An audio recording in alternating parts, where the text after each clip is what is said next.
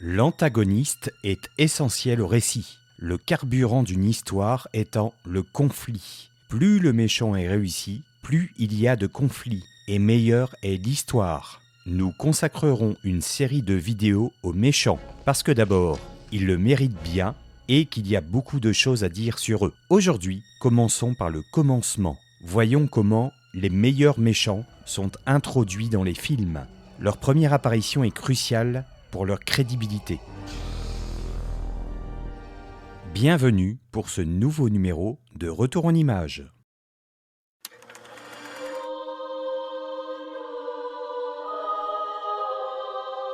His brother-in-law. Them kids is yours?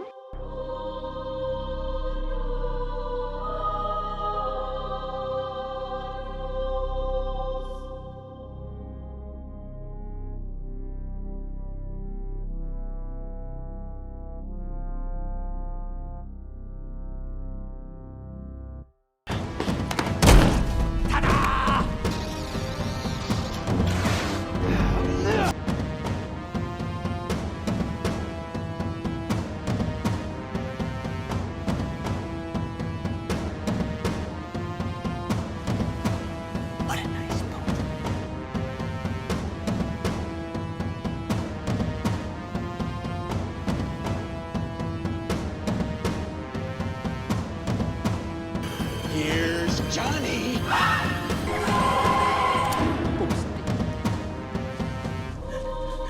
Au revoir, Shoshana!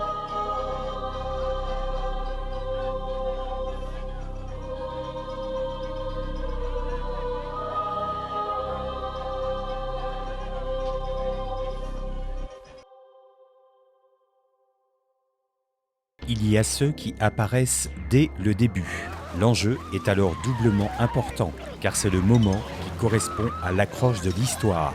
Si la scène est réussie, non seulement le méchant marque les esprits, mais le spectateur est aussi tenu en haleine par la suite. Lors de l'apparition du méchant, il s'agit de mettre en valeur l'antagoniste, en insistant en premier lieu sur les contrastes, les oppositions. Prenons l'exemple d'Al Capone, joué par Robert De Niro dans Les Incorruptibles. Brian De Palma commence son film par une vue du dessus, God's Eye View, en anglais, littéralement le point de vue de Dieu, clin d'œil du cinéaste qui s'apprête à présenter l'un des plus grands criminels de tous les temps.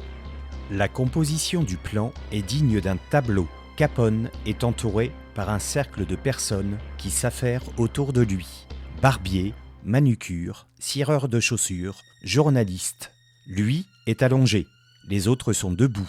À distance, à droite, des gardes du corps sont disposés en arc de cercle. C'est un plan séquence qui, après avoir capté l'ensemble de la pièce où se situe l'action, s'arrête sur le visage de Capone, caché par la serviette du barbier. Cela concentre l'attention et crée une attente.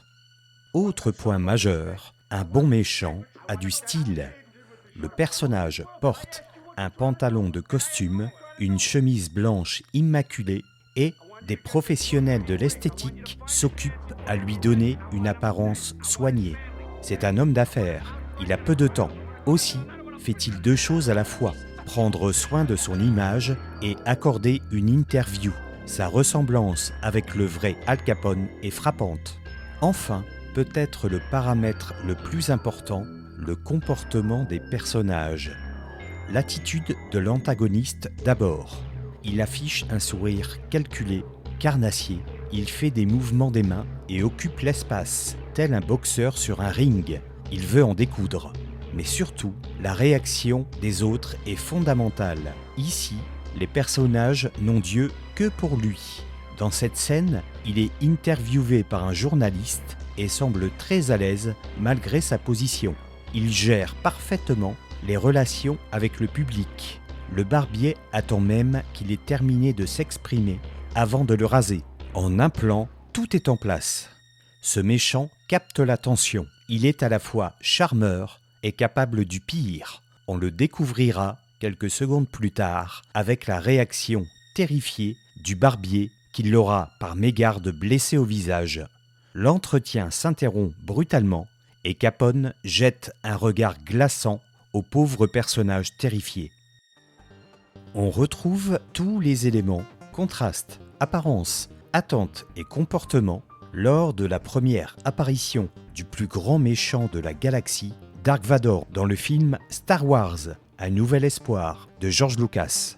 Cette fois-ci, c'est le personnage qui se déplace de l'arrière-plan vers le premier plan. Il se révèle progressivement à travers un voile de fumée. Les soldats et les murs du couloir sont blancs. Vader est en noir. Il porte une combinaison, une cape, un masque, sa taille imposante et sa prestance révélant sa stature au sein du film. Il en impose. Son apparence unique marquera des générations de spectateurs. Les soldats se mettent au garde-à-vous. Vader regarde les corps des rebelles. Sans parler, on n'entend qu'une respiration artificielle. Et voilà, un mythe vient de naître. Autre méchant déjà iconique, bien que plus récent, le colonel SS Hans Landa, interprété par Christopher Waltz dans Inglourious Basterds. Il apparaît également au début du film, mais Quentin Tarantino, le réalisateur, prend le temps, avec quelques plans préparatoires, de jouer encore davantage sur l'attente et la réaction des autres personnages. Une colonne de motos remonte lentement au loin le chemin qui mène à la ferme de Perrier-Lapadite. Celui-ci, inquiet, les aperçoit et demande à ses filles de rentrer. Sa hache plantée sur le billot est un symbole sinistre de ce qui risque d'arriver. Le fermier se passe de l'eau sur le visage pour se préparer à l'épreuve qui l'attend. Nous n'avons encore pas vu le méchant, mais on en tremble déjà. Les motos s'arrêtent.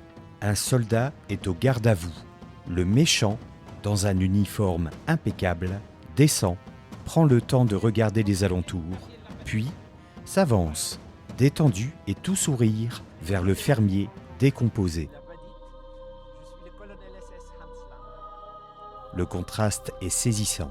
La suite va crescendo, continuant de jouer sur les contrastes et la réaction du fermier. L'attitude polie et enjouée du colonel cache un être redoutablement intelligent qui a toujours 2 coups d'avance sur les autres. La scène à l'intérieur de l'habitation se joue comme une pièce de théâtre, avec un face-à-face entre les 2 personnages. Landa est courtois, détendu, alors que le fermier, fumant une pipe rustique, méfiant, ne quitte jamais son interlocuteur du regard. C'est le jeu du chat et de la souris entre les protagonistes. Et c'est lorsque Landa sort une pipe calebasse à l'allure imposante que l'on comprend que le fermier n'a plus d'issue. L'antagoniste n'apparaît pas toujours en ouverture du film. Il y a des méchants dont on prépare l'arrivée, parfois longtemps à l'avance. On parle d'eux bien avant de les voir. On accentue l'attente et c'est souvent très efficace, à condition de ne pas décevoir au moment de la rencontre. Dans Le silence des agneaux de Jonathan Demme, le FBI recherche un tueur en série psychopathe. Une jeune enquêtrice, Clarice Starling, jouée par Jodie Foster, est chargée d'interroger un autre criminel, Hannibal Lecter, dit le cannibale, seul capable de fournir des indices. Par l'intermédiaire des autres personnages, on apprend des choses impressionnantes sur lui, sur son caractère, son intelligence, ses méfaits.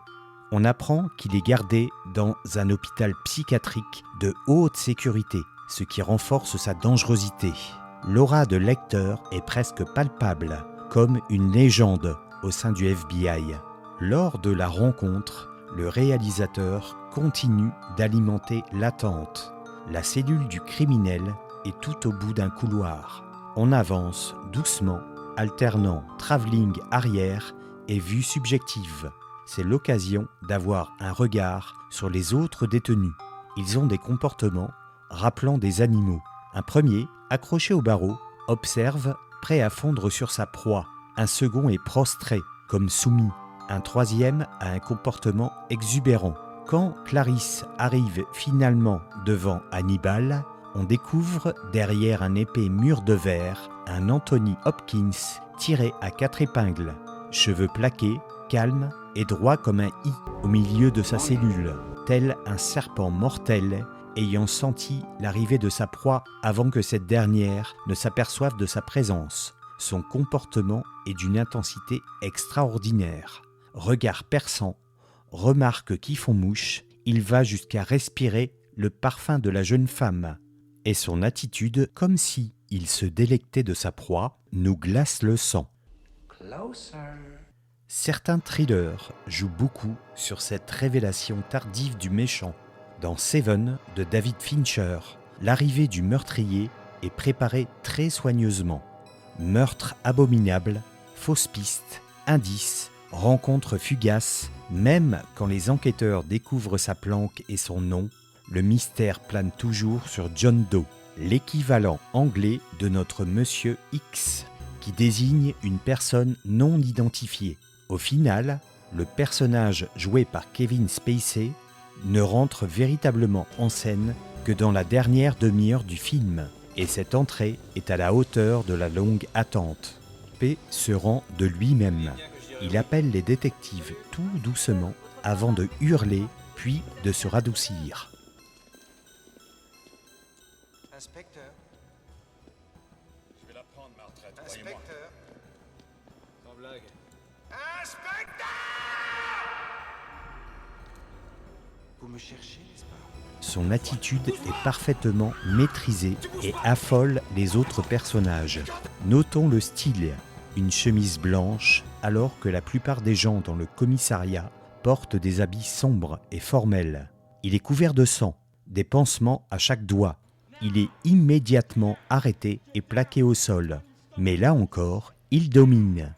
Soumis en apparence, il exécute lentement ses gestes, alors que le personnage de Brad Pitt, agressif, le presse d'obtempérer. Le policier qui lui passe les menottes est écœuré par tout le sang poisseux sur ses mains. Allongé, John Doe redresse la tête et lève froidement les yeux.